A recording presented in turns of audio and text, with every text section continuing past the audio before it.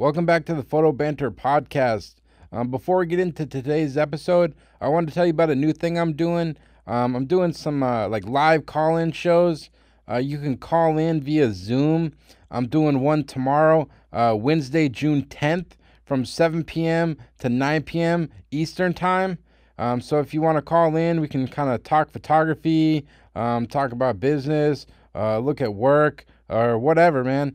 Check out my Instagram. I'll be putting the Zoom link is in there. So if you want to call in, I'm just taking one caller at a time and kind of jumping from caller to caller. So feel free to log in. I'll be doing it tomorrow from 7 p.m. to 9 p.m. Eastern Time on Zoom. The link's in my bio on Instagram at Alex Gagne Photo. And on today's podcast, I speak with photographer Justin Bettman. Justin has worked with clients such as Spotify, Coca-Cola, Billboard Magazine, and Google, to name a few. In this interview, I speak to Justin about his experience working as an art producer and how he made the transition to becoming a full-time photographer. I also speak to Justin about some of his creative projects he's been working on during quarantine. He's been doing some really cool stuff, so really hyped to talk to him about all that.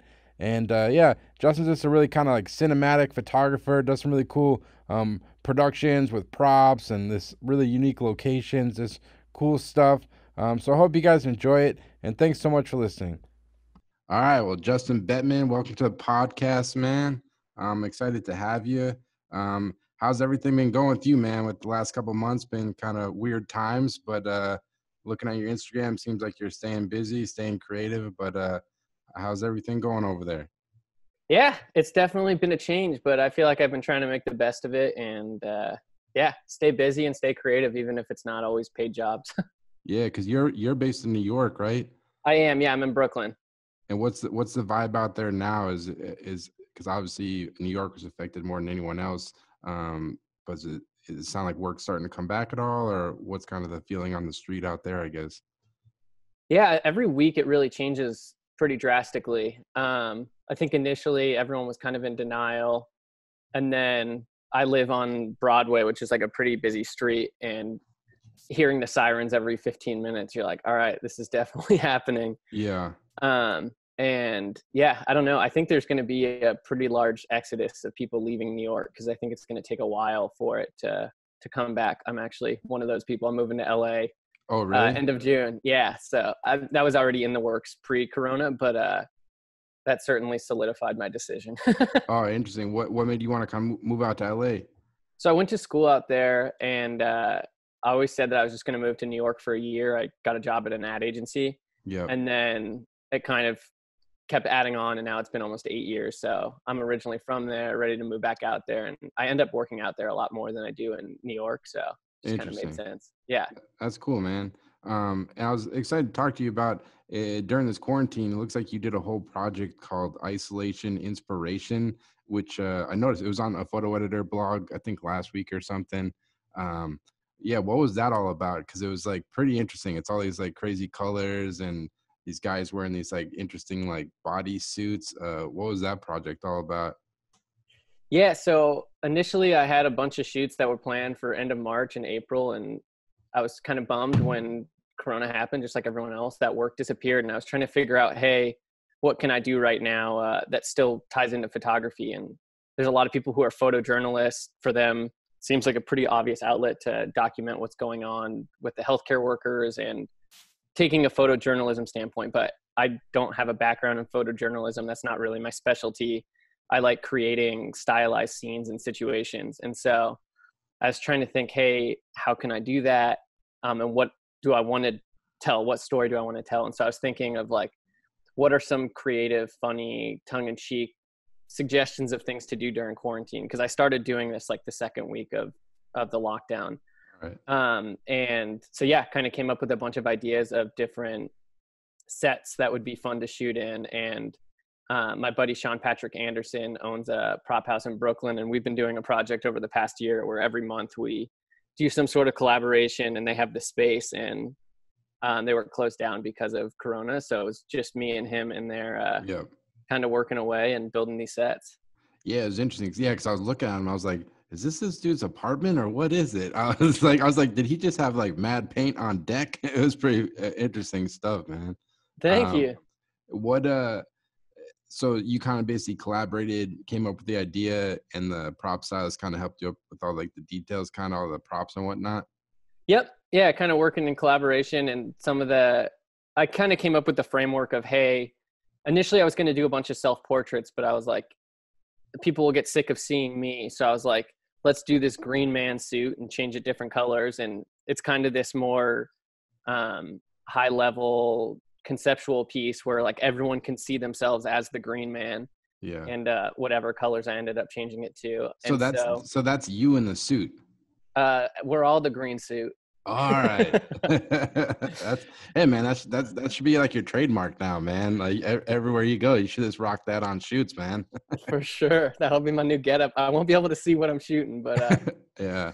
anyway, so yeah, so that initially I was going to do self-portrait of like just me and outfits and stuff, but I thought it would be a little bit more conceptual, where we can all kind of see ourselves blending in and being that person. And then from there, the framework of these quarantine tips, we kind of bounced ideas off each other. Would it be funny if someone's cooking? What if someone is taking a selfie? Well, okay, what if we did a self-portrait where they're painting one? So the guy's painting a dude in a Green Man suit.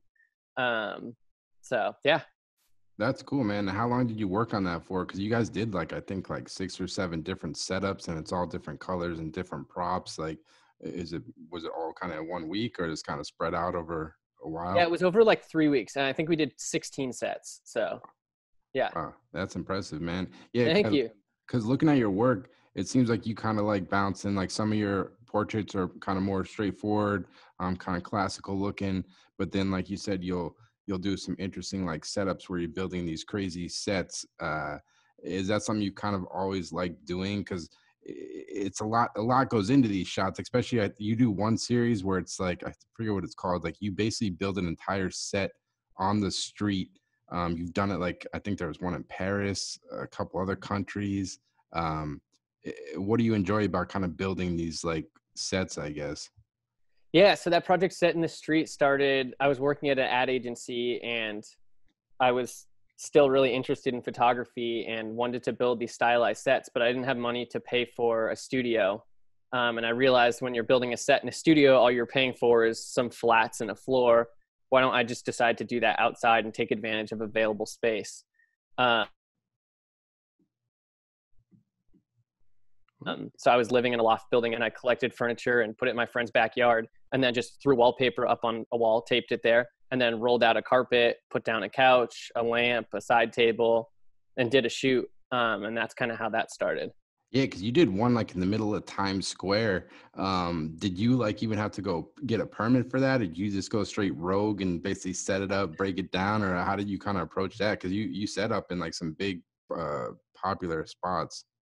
So when it first started, I was living in Bushwick, and I don't know how much you know about Brooklyn, but Bushwick's kind of this artsy area. And so I decided to just do it guerrilla style. At the time, I did know that you should have a permit, but I was like, let's see what I can get away with. Worst comes to worst, I wasted these 2 models that I casted for free online, Yeah. their time, and I'll do it properly next time. But I was like, what do I get? $150 fine.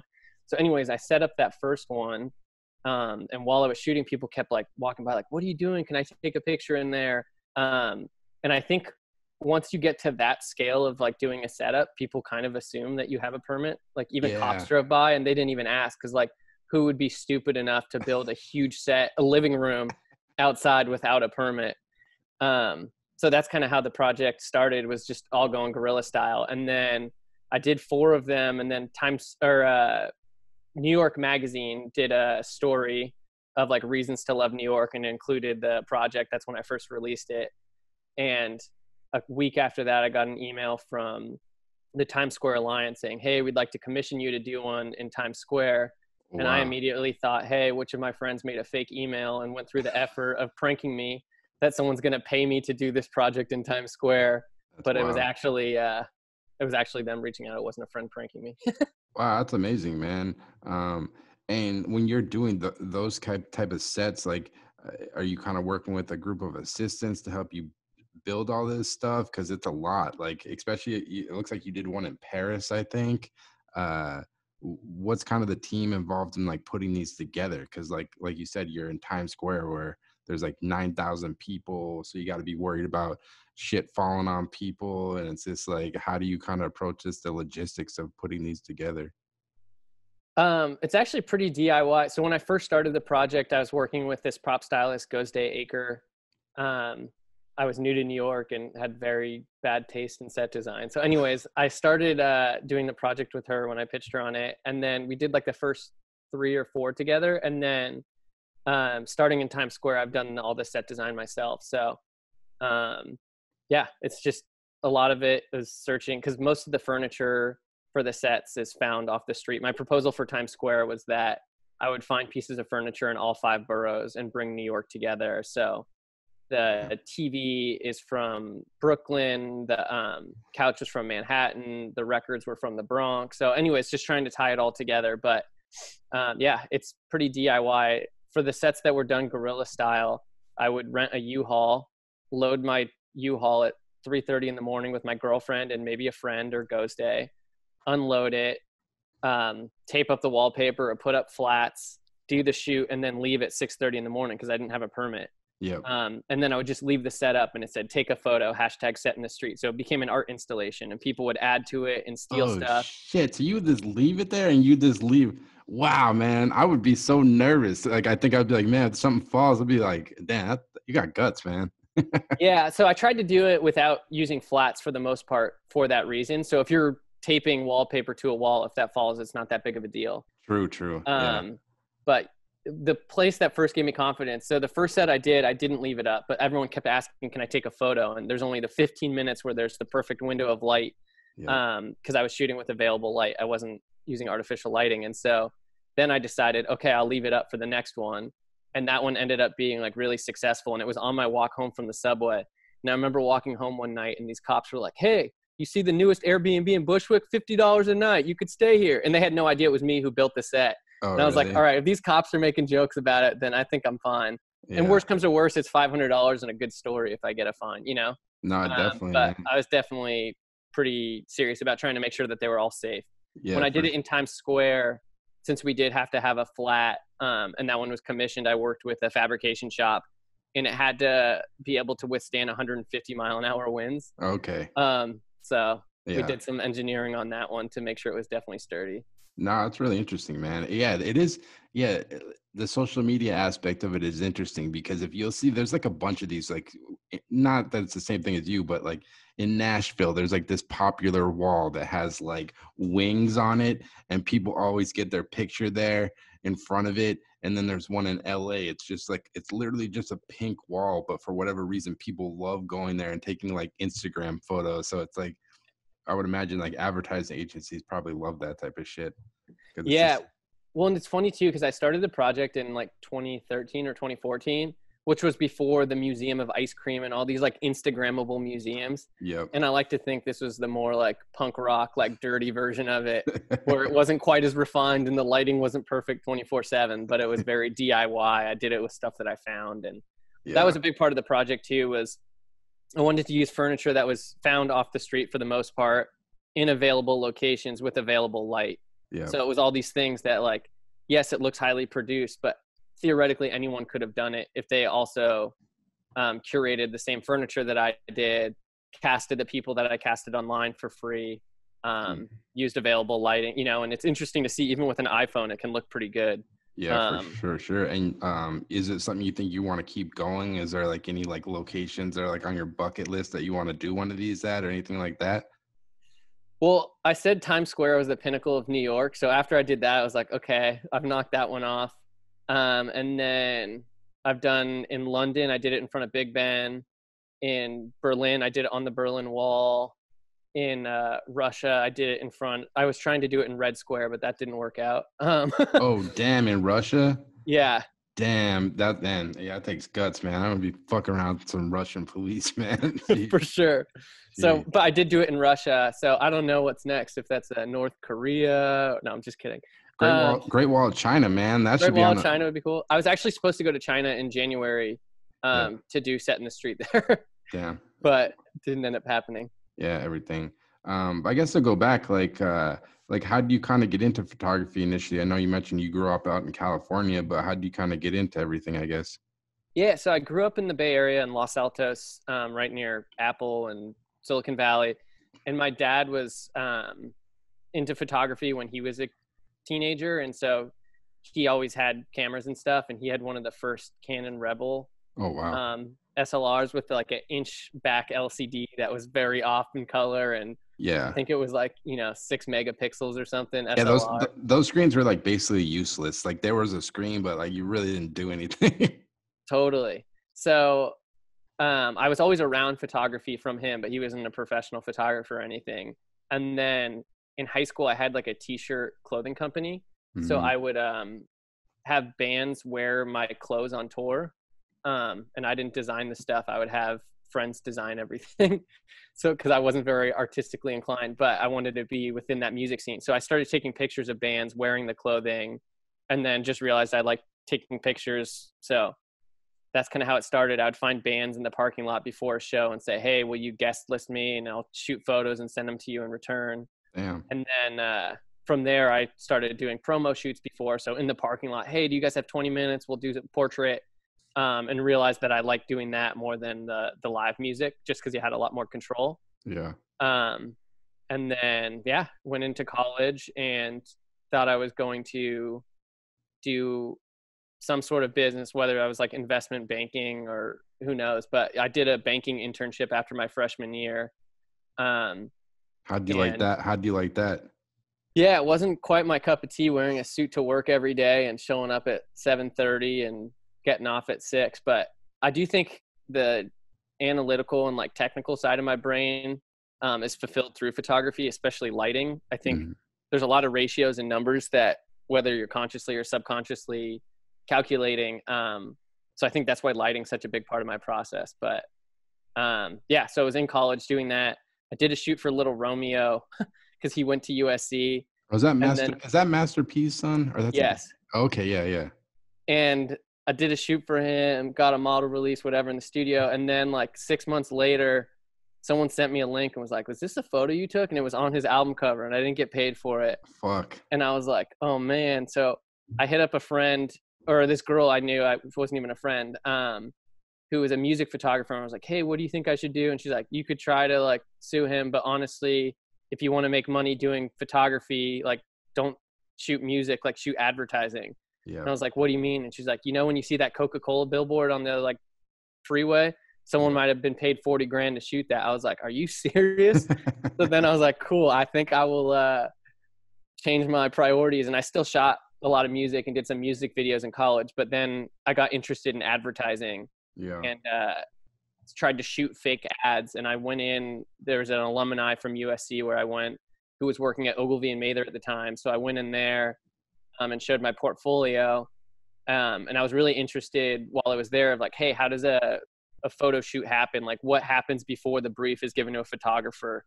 And I was asking these questions. They're like, well, do you want to intern here? And I was like, I mean, is this how easy it is to get an internship? So anyways, I formally applied and did get an internship and then interned there for a few months. And then I ended up getting a job with Ogilvy in New York when I graduated college, and then was out there doing a rotational program through different departments. And I did a stint in art buying because I wanted to understand, hey, if these people are the people who are putting me up for jobs and hiring me, how's the sausage made and what goes on behind the scenes. So I Wow. worked in there for That's an amazing perspective because not only do you get to see how people get hired, but you get to see all the numbers and what they charge for X, Y, and Z and things like that. totally. So that was super, super helpful doing that. And then eventually I ended up as an art director and did that for 6 years. And then 2 years ago, made the transition to shooting full time. When you're art buying, like what perspectives do you take from it? Because that's like even me, because I've never worked in an agency. I've always wondered like how much power do the art buyers have in picking the photographer versus the art director, or does it kind of vary from project to project?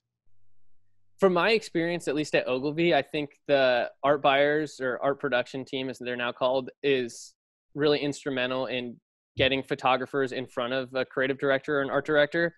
But ultimately, the decision's made by an art director or creative director. Hmm. So it's hard to, when you're marketing, it's like, who do you reach out to? I think the answer is both. But ultimately, if there's an art director, a creative director who likes working with you, I think that has more pull. But for initially getting your foot in the door and being exposed, I think being in with the art buying is really important.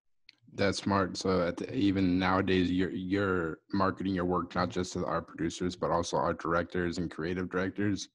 Yeah, and I mean, since I worked as an art director for like 5 or 6 years, I became friends with a lot of them. So it's been really helpful when making that transition, and also understanding all the politics that go on behind the scenes and how that works. And when you're on a shoot, trying to make sure that the art director and creative director is happy, but also the client, and understanding that when the art director's like, hey, we have like 30 shots today, it's like that art director's probably not stoked to shoot 30 shots, but the client needs that. So how do you help them eliminate some of those shots if you need to, or just do it and do it with a smile on your face, knowing that they also probably don't want to be shooting 30 shots a day. But it's just kind of a necessary evil for that shoot. Yeah, and when you're working there, and when these bigger campaigns are coming up where they're spending like hundreds of thousands of dollars, if not more, do you feel like do they care so much that photographers have reps? Was that like a big point of conversation? What do you think? I think a rep is a stamp of legitimacy to some degree, but it's definitely not necessary, especially now. I think if you're right for the job, then it doesn't matter. And I have friends who were not repped and then were up for a really big ad job, and the agency wanted to go with them, and they said, hey, you can go with them, but we need to have this rep who prices it out and produces the shoot. So that way there's like a little stamp of legitimacy, but and a safety net, but I definitely don't think it's essential. Yeah. No, I think, there's a lot of ways around it. Like I've never had a rep, but I've worked with reps like on project-based stuff. Like, hey, I got this bid, they'll do it. So I think there's like ways around it, but it's more, it comes down to the work, I guess. Cause were you even studying photography in school, or you were just studying business when you were at No, USC? I studied business. I actually tried to take a photo class. And they were like, you can't take an advanced photo class. You need to take the very, very beginning one. And I was like, is there any way for me to place out of it? Like, I have a portfolio of stuff I've been doing. And I showed it to the teacher, and she's like, yeah, you're not conceptual enough. Like, blah, blah, blah. I'm like, all right, that's great. I'm never donating money if I'm the most successful photographer to USC. I like it, man. Grudge. Keep that grudge, man. Grudge. For sure. Keeps me going. Fires me up. Do you feel like was going to school for business like useful even now that you're running your own business? What did you kind of take away from that? I actually don't know if what I actually learned in school was that essential to what I'm doing now. I think to be a successful photographer, it's important to have a strong business sense. I think I had a decent sense of that before from running the clothing company in high school. But I think a lot of the stuff you learn in business school isn't necessarily directly applicable to running a photo studio. But that being said, I think the people I met at school have been really instrumental, and the alumni network at USC is really strong. So I think as everyone gets a little bit older and are in a position to hire you, that will make it, a lot of those people work in the film industry. So if I want to shoot a movie poster, like that's a good way. One of my best friends from there just directed a film with Sarah Catherine Paulson. You know what I mean? So those sorts of things where I think the connections and the friendships I made there will be more important than maybe the actual knowledge from business school. Yeah, definitely. Even like I went to photography school and I learned a lot, and it was a great experience. I loved it. But even like some of the stuff I look back at it now, when I was there, they were already teaching like outdated stuff. I was like, looking back, I'm like, why were you guys even teaching us this shit? It was like pointless of like what the market is like now, you know? Totally. So when you're at Ogilvy, you're doing art buying, and how long did you stay there for? I was in the art buying department for like 4 months, and I actually wanted to stay in there a little bit longer. But since I was in a rotational program, I wasn't able to. And then I had been working on my art direction portfolio at that time, because I knew long-term I wanted to do art direction, not art buying. And so then I transitioned into art direction. And then eventually I would be on shoots with photographers and say, hey, what if the light's coming in from over here and the camera's a little bit higher? And then I was like, this isn't fair to them. I should just try to shoot this if that's what I want to do, but I'm not here to micromanage them. We hired them because they're good at what they do. And so, made the transition to actually shooting in-house for a little bit, and then left and went off to do it on my own. Yeah, how is that experience? 'Cause I know a lot of agencies have like in-house people now, like even like I know in Boston, a lot of agencies they have like full-blown studios and everything. What was kind of your experience? Like what kind of projects are you guys working on? Would you guys be doing full-blown campaigns? And like when would they kind of use in-house versus hiring like a freelancer? So initially there was no like in-house photographer doing like advertising work. They had at one point had some guy who shot like events or whatever in-house, but there was no like in-house photographer in the role that I eventually created. Yeah. Um, but initially it was like shooting social stuff that had no money and was in a conference room with like a couple keynotes and then 3 like Bowens lights, and like that was it. Yeah. And I was teching and prop styling and doing all of it. Um, and then eventually I kind of proved that I could do that and do it well. And then there were some bigger social campaigns that popped up where I could actually hire an assistant or two. And then eventually it got to the point where I was bidding on campaigns against outside photographers Wow. through, Wow. So they would let you bid. So you're like well, a I wasn't making the money. oh motherfuckers. So I was working for them full time on salary, but Yep. then the in-house production company would put me up as a photographer and bid it out just like it was a Yep. ad job against other photographers. Yeah. And then, I mean, that was really good for me because I remember my first like really big shoot for them. I think I was 25 or 26th birthday. I think it was 26th birthday, but it was like in Barcelona, 50 people on set, this big Motorola campaign. Damn. And I was like, I would never have that opportunity had I been a freelance photographer trying to get my foot in the door doing that. But I had a relationship with the art directors and creative directors, and I helped develop the campaign a little bit. And so they gave me the opportunity to do that. And then I think that gave me a lot of confidence of going off on my own and feeling comfortable doing it. Yeah, what do you remember about that first shoot in Barcelona? Like, what were you guys shooting? This kind of like a lifestyle campaign, pretty much.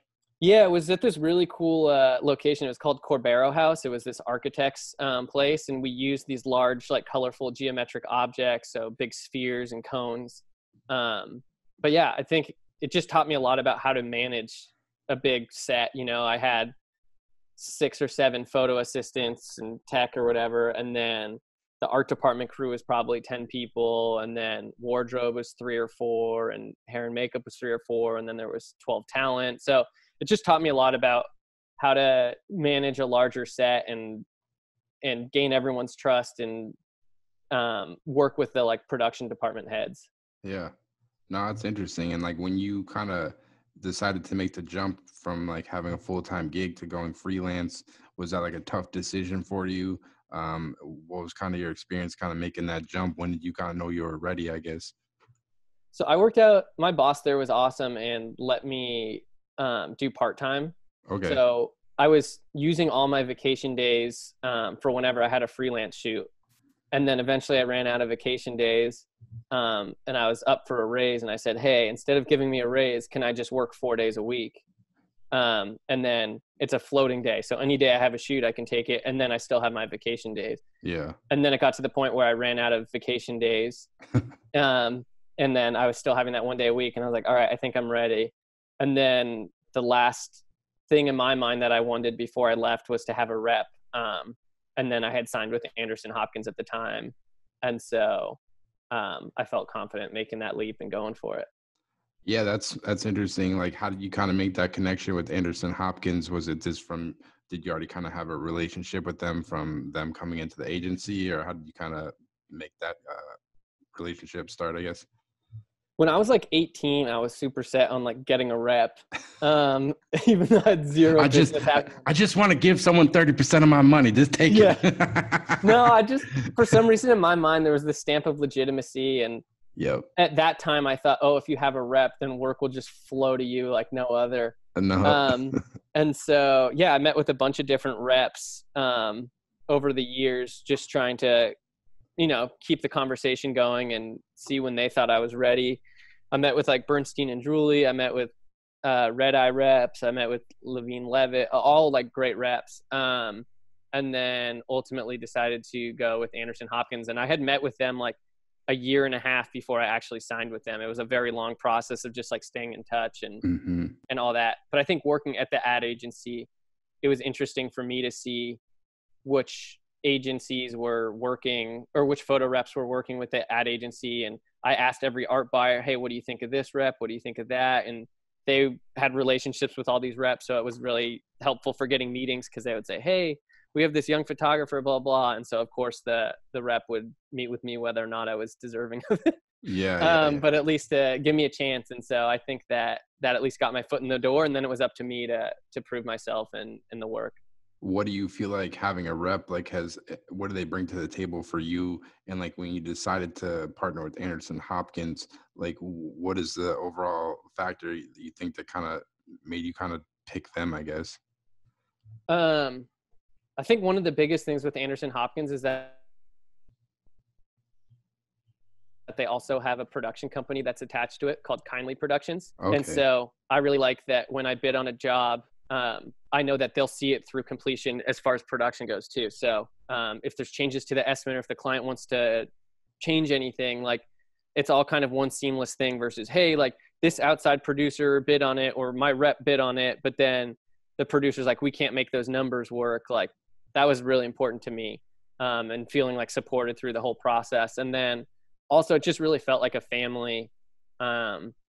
There's kind of like two, Stephanie Anderson and John Hopkins started it. And then there's another Echo Hopkins and Hannah Marchetto are kind of the next generation. And so seeing that there's like the connections of people who have worked in the industry for a long time, but then also the younger generation that seems like they're able to adapt to the times and understand what's going on. To me, that was really important. Yeah, it's really interesting how they kind of have everything in house. So you kind of end up using their producers like for all your jobs, pretty much. It depends. I mean, we're super flexible. If I'm working for a client that insists on us using their production, that's totally fine. It really just depends. So it really just depends project to project. Yeah, no doubt. And when you kind of first you're going freelance and you're trying to get your name out there, like who are some of the first clients you're working with, and how are you kind of marketing yourself initially? As far as editorial or advertising? Either or. It's like once you made the jump from leaving your full-time gig to Ogilvy and now you're freelance and you're trying to find work, be it editorial or advertising or anything, like how are you kind of getting your name out there marketing wise? Were you kind of doing a lot of in-person meetings, print promos or whatnot, you know? Yeah, I think in-person meetings are really crucial. And then also just emailing people. The first editorial break I had was with this LA-based magazine called The Wrap. I did like a no budget shoot for them, but for Aziz Ansari. So then I had a somewhat recognizable face. And so that kind of helped me get more editorial work. And then I think that work helped get me in with Billboard and Hollywood Reporter. So they became more consistent editorial clients and GQ. And then as far as advertising, I'm trying to think what my first like real advertising shoot was. I guess for Mini Cooper, there was a creative director that I used to work with at Ogilvy. And they were doing a shoot for Mini Cooper with this musician Labyrinth. And it was more of a lifestyle celebrity shoot than it was really a car shoot. But he was with the car in the shot. So they asked me to bid on it. And then the client's like, well, he doesn't have too much car work in his portfolio. Yeah. So I was like, hey, do you guys have a Mini Cooper, to the agency? And they're like, actually, we do. We bought it when we worked on the pitch. And I was like, can I have it for 24 hours? And like, you can't have it, but we can have our like someone at the agency go out and you can do a test shoot. And it ended up dumping snow. Wow. And this shoot was supposed to be in LA in the sun, but I somehow made it work and ended up booking that job. So that was like my first big like ad shoot. Yeah, that's always like the tough aspect about advertising is they're very like, at least in my experience, like obviously you're confident in your work and you could probably make anything happen. But when it comes down to advertising and that art director, his job's on the line and their client, they're like, they want to, whoever they hire, they want it to know that they can do exactly whatever the comps are and they have it on their website pretty much, right? Yeah, and I'm fortunate that I've bought like all my own gear. So I own a lot of lighting and I have like a home studio here that I always tell like agencies, like no matter what it is, if you have something and you're not sure if I can do it, let me know and give me 24 hours notice. And a lot of times I'll try to shoot a spec thing just to really push it over the edge and show them that I can do it, especially if there's a week or two for the treatment. I'll really try to show them that not only did I already have this work, but I'm actually willing to create work to show you I can do it. And if I can do it with just me and no crew or whatever, imagine what it will look like when it's done properly. Yeah, exactly. And is that something you do a lot? Like where, say, I don't know, you want to work for Nike or whatever, Apple, will you kind of work on projects in the back of your mind? Like, hey, I'd like to make this project to hopefully promote it to this brand, or not so much? Or like, how do you kind of approach that? No, I just try to make work that I'm psyched on. And then like Apple, for instance, saw Set in the Street and they hired me to do the launch of their new phone with that concept in mind. So I think creating personal work, is the best way to do that versus creating work for a specific brand. Yeah. But if I am being reached out to by Nike to do a shoot that looks like it's involving a lot of gels and blah, blah, blah, I'll try to shoot before the treatment is due, shoot something in that style for that specific treatment. Yeah. Just to show them, hey, I feel really comfortable doing that.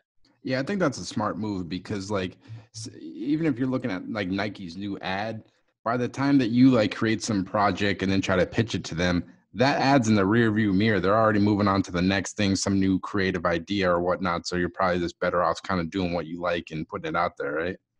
Yeah, and I also think that if Nike did an ad campaign and they liked it in a certain style, they're probably going to go back to whoever shot that. Yeah. Hopefully, at least, you know. Yep. Because they know that person did a good job and hopefully they liked working with them. So yeah, I think it's always good to try to have your eye on where you think the puck will be versus where it is now. Yeah. And like, how have you been, this is something I've been asking everybody with everything that's going on with the pandemic and whatnot, how have you been approaching like marketing? Because it's like this weird thing. It's like, shit, like half the art producers I know have got laid off or furloughed, so they're not even in the office anyways.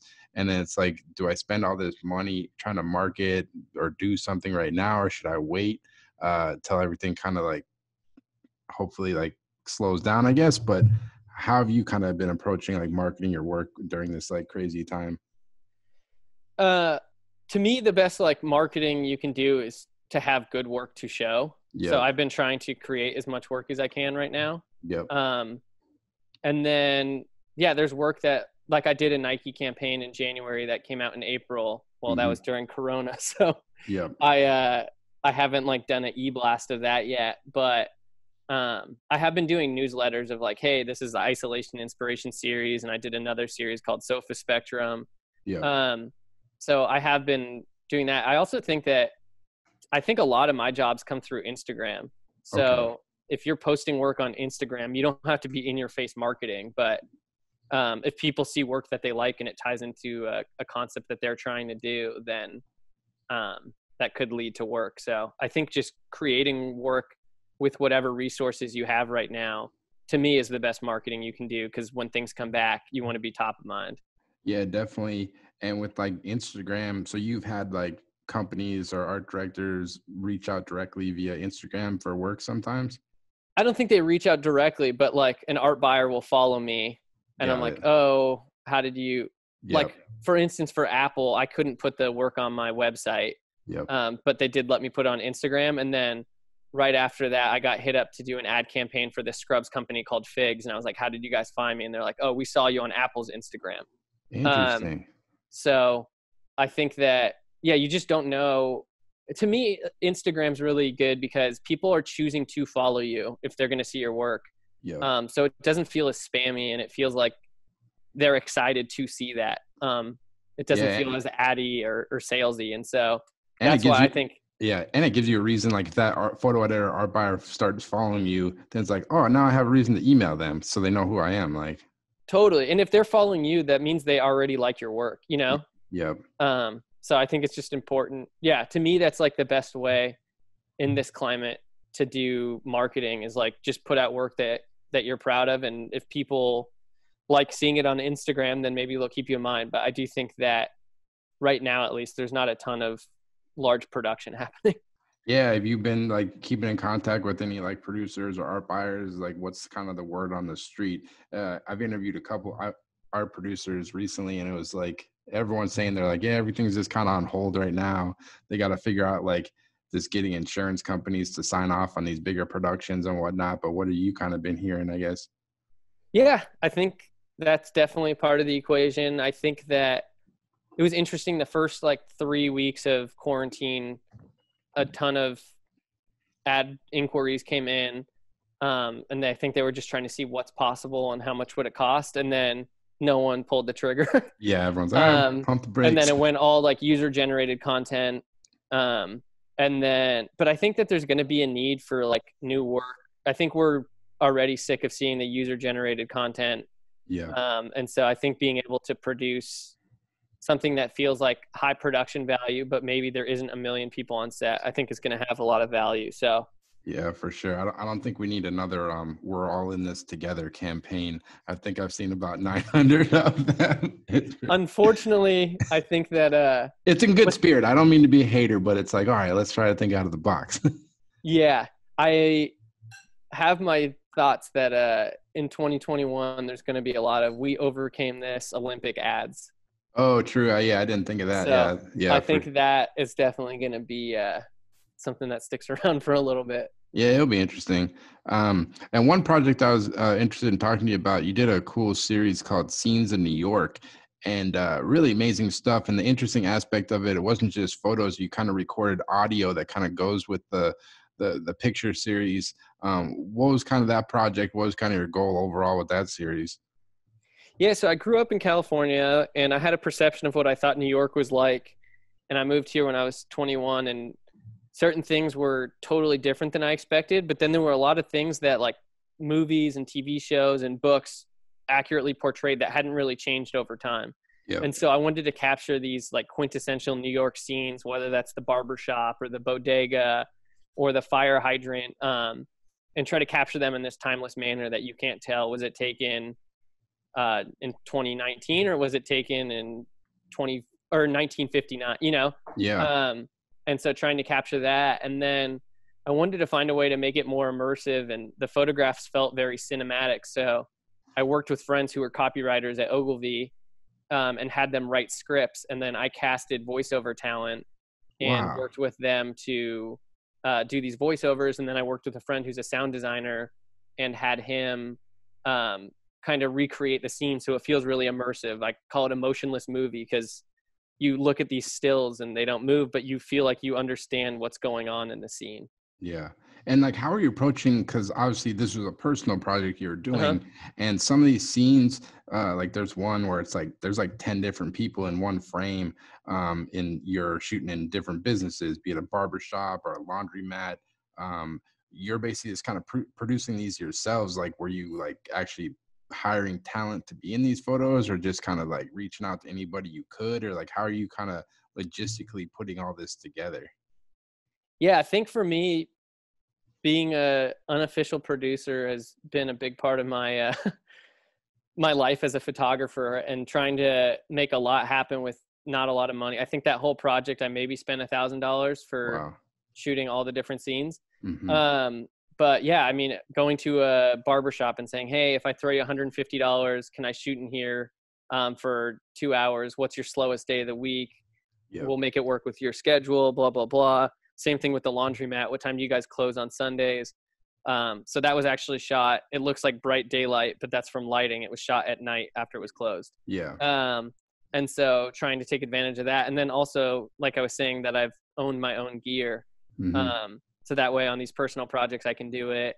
And then as far as casting goes, yeah, I use a casting website, and we'll do a trade with a lot of these models where they want a photo of them that looks high production value and looks legit. And then Yep. sometimes I'll shoot just real quickly off to the side some headshots, so that way they feel like they're getting something out of it. And Which it's just a good trade for everyone. what website do you use to find talent? I've used Model Mayhem before. There's a lot of like garbage on like this kind of weird stuff, but you can I've found some like good like sports athlete kind of model stuff. But like, what are kind of some of the resources you're using to find talent? I guess. Yeah, I use Casting Networks, is what it's called. And so you choose by which region you want to do it. but in LA and New York specifically, like I'll get like, I think I've gotten 400 submissions for one role before, of people who are willing to do it for free and are interested in doing it to grow their portfolio. So that's been a really valuable resource for me. And most of the people you get on there are not, they're more so actors than they are models. So if you're looking for a Ford model girl, I don't think that's really your place to go. But if you're looking for someone who looks like they could be a TV show or a movie character, that's kind of a good resource. Yeah, for sure. Yeah, there's good, interesting stuff out there. And so I was excited to talk to you. You photographed some really amazing boxers. Daniel Jacobs, who's like legendary boxer, and then Bubu Andrade, who's I photographed as well. Nice. What was your experience shooting Daniel Jacobs? Because his story, just everything he's been through to come back and like do everything he's done was pretty crazy. But what was that? What were you shooting him for? Yeah, there's this company called Matchroom Boxing. Oh yeah. And so my friend is like the head of media there. So he shoots a lot of video for them. And he's been hiring me to shoot a lot of photography for it's like Matchroom and DAZN. So anyways, yeah, I shot Danny at in the Bay Area, actually. What is this guy's name? Wow, I'm blanking on it. It's all right. It's called Snack Gym. Anyways, the dude who like doped up Barry Bonds owns this gym. Yeah. He's like this like buff Italian dude. Anyways, that's where we shot it. And it was Danny and Boo Boo were training there at the same time. So yeah, it was cool. I've never been to like fight camp before and seeing that whole process. And they go in this dome that has like oxygen depletion. So that way they kind of build that up. And yeah, they were both really great to work with. Danny's just like a really sincere dude. I actually didn't know too much of his story before the shoot came up, and then I did my research. But yeah, he has an awesome story. Yeah, those guys work hard. Yeah, you got some really good stuff out of it. Like some cool, like you got a cool photo of like Daniel with like, it was like a portrait with like some gels and stuff. And like one thing I'm always kind of curious about, like, do you feel like to like stay relevant and like get work, do you feel like you have to like stay on top of like photographic trends or anything like that, or you just kind of like dabble with whatever you're kind of interested in at the time, you think? Yeah, I feel like if you're following a trend, then you're not creating. Yeah. So, I mean, there's definitely certain looks that a client will ask for, and I'm happy to try to create it or recreate it. But at the same time, for my personal work, I try not to follow trends and try to create work that I feel is relevant to me and makes me excited. And maybe that is something other people have done before. It's not like I'm reinventing the wheel all the time, but I try not to just do something because I've seen someone do it. I want to do it because I feel excited about that look. Yeah, exactly. And it's kind of put your own spin on it, kind of your own touch or whatnot. Totally. Yeah, definitely. And with like editorial shoots, because like obviously you do advertising, but you do editorial stuff too. Like, how do you approach editorial shoots? Because obviously a lot of times there's not big budgets. A lot of times you don't get a lot of time with whatever your subject is. How do you approach those shoots? Because a lot of times, like I said, you don't really even know what scenario you're going to walk into. So you might have like 10 minutes to set up in some room. Like, how do you kind of approach editorial shoots? Like, do you try to scout if you can? Do you kind of go within with like kind of reference materials like ahead of time? Do you kind of know exactly what you want to execute, or what's kind of your plan, I guess? Yeah, I try to be as prepared as possible. And so if I'm allowed to do a scout, then I'll definitely try to do that. Yep. The main thing for me that I think is a thread throughout all my work, whether it's in studio or on location, is that lighting is just like a really big part of my work. And so I always try to fight for as much setup time as possible.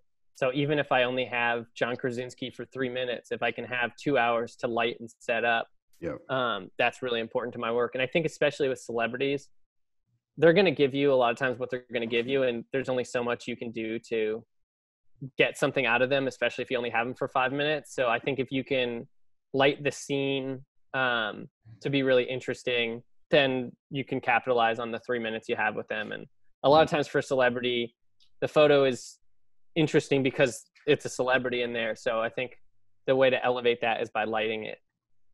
Yeah, definitely. Especially like celebrities, a lot of these people have been photographed a million times. So it's like do you kind of, if you're gonna photograph like like John Krasinski or someone big like that, do you kind of go back and look at like other photo shoots he's done to see what's kind of out there, what's been recently shot of him or anything like that?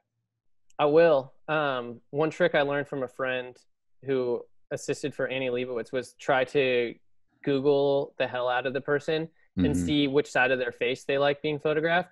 Because if you light a shot for the left side of their face and they like the right side, you're in big trouble. But you can usually tell there's certain people who will only have one side of their face photographed. Yeah. And so, You've run into that before where like you're setting some up and they're like, sorry, I don't photograph on that side. yeah, for How do sure. you deal with that? You're just like, okay, well, all right, well, let's switch it up. You just kind of gotta play it by Yeah, ear. roll with it and make it seem like, oh, of course, we were planning on doing that anyway. Yeah, The left side was actually our backup. We knew you loved your right side. yeah, But yeah, just trying to do that. But as far as I try not to copy a concept or something that the person's been photographed away, but I think it's interesting. There's certain people where they have certain features that they maybe like to highlight or like to play down. And so that's when it's interesting to see the patterns of how someone's been photographed in the past. yeah. Do you remember the first celebrity shoot you did? Yeah, it was Aziz Ansari. Oh wow, Yeah. was that before everything like happened with them, all the like crazy stuff? Yeah, Yep. yeah. Yeah. So What was your experience photographing him? The comedians seem like, I never photographed a comedian, but they seem, I mean, they're funny. Did they kind of bring something to it, or what was kind of your experience photographing him, I guess? So I photographed him at the Master of None season 2's like writer room. So I Hmm. brought a seamless setup. My buddy who was working for Mark Seliger at the time helped me out because I had no idea what I was doing on a celebrity shoot. Mark Seliger, never heard of him. Yeah, some up and coming dude. Anyways, so yeah, my buddy Nate helped me out on that shoot. And then we set up, we shoot for like probably 3 minutes. And then he's like, you have the shot? And I'm like, I think we have like a half hour or something. He's like, okay, no worries. 1 second. He's like, I just have an idea. I got to write down. So he like walks away from the set, goes into the writer's room for like 5 minutes. And I made a joke with my buddy. I'm like, dude, if there's a photographer in season 2, this is definitely about me. And there actually was. It was this Italian dude that I don't think it was about me. That's fun. Did he ended up giving you the full half hour you needed? Yeah. Then he came back down. We shot some more. He was like pretty quiet and polite. I don't think he was like super on as far as like loud Aziz that you might picture or whatever. But yeah, he was good. And then we did a couple shots outside, and someone was like trying to like carry too many groceries, and he's like, "Can I hold the door for you?" I was like, "I'm sure this girl's gonna tell that story to someone else." Like, Yeah, for sure. Aziz held the door. And then I think that photo ended up, it was on the cover of The Guardian, I think. Yeah, they licensed it after.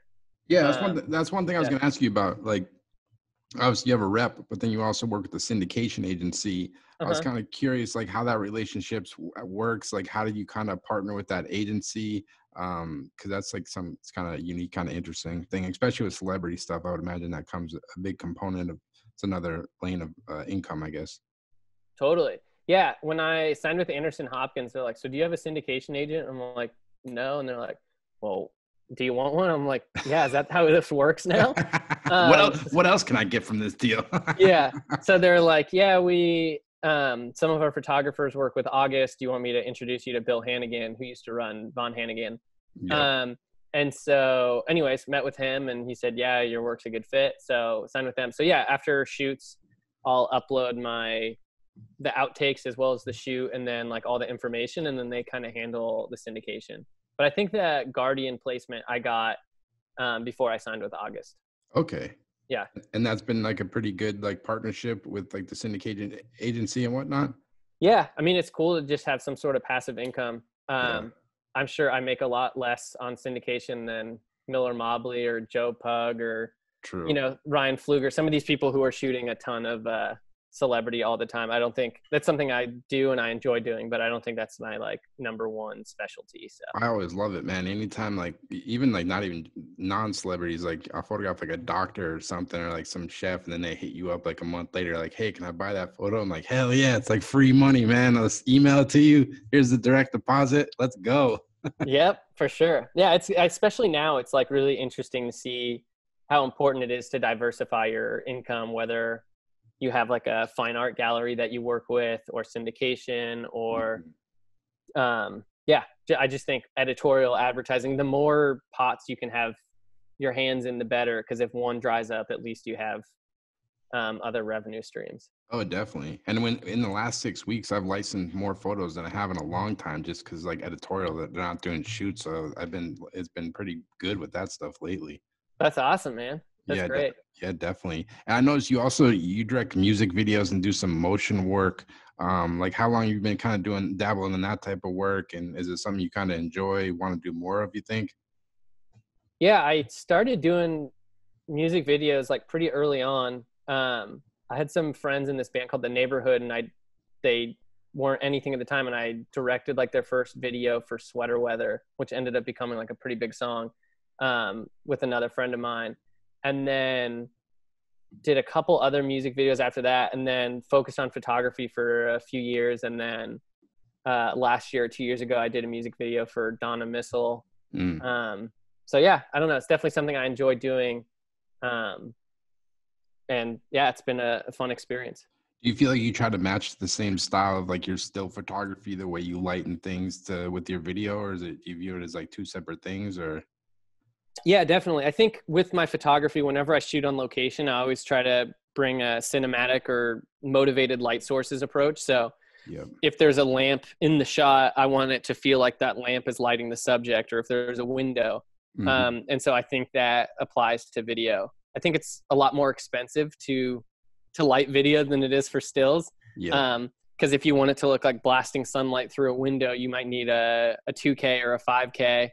Versus you can do it with a single strobe and you don't need any Jennies or anything. So sometimes, yeah. And it's also just different working with a much bigger crew when you do video than when you do stills. Oh yeah, definitely. It's two different things, but it's really cool. I kind of respect the one series on your website, Acme Collaborations, where you've kind of like partnered with a prop stylist, I think, and kind of you guys are just kind of helping each other build your own portfolios pretty much, right? Yeah, totally. Sean Patrick Anderson has been in the game for a while, so he has just really good taste and brings a lot of creative ideas, and he's the best collaborator to work with on those sets and everything. And then yeah, they have this huge prop house, so it works well. So we have access to kind of any crazy idea that we want to pull off. Yeah, it's a real skill being a prop stylist, because like it's like not only like having the right stuff, because I always hate that you'll see a photo, it's like everything looks good, it's lit right, but then you're like, if it's like the wrong TV, or it's like the wrong ladder or something, the wrong chair, it's like if you just had the right one, it would make that much difference. So it must be, you feel like you learn a lot just yourself kind of getting to work with someone like that who has the experience of like prop styling and working on sets like that. Yeah, definitely. I think when you're taking a picture, it's only going to be as good as the content you're taking a picture of. So you can be the person who's the best with lighting in the world, but if at the end of the day what you're taking a picture of isn't aesthetically pleasing, it doesn't matter how well it's lit.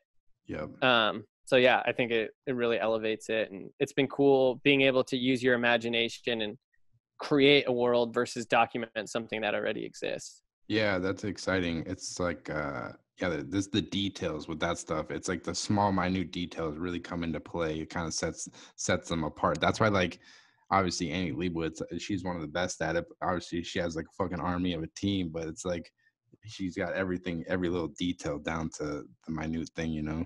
Totally. Yeah, absolutely. But I guess like to wrap up, like what's next, man? I know you said you're moving to LA. What are you kind of hoping to do out there?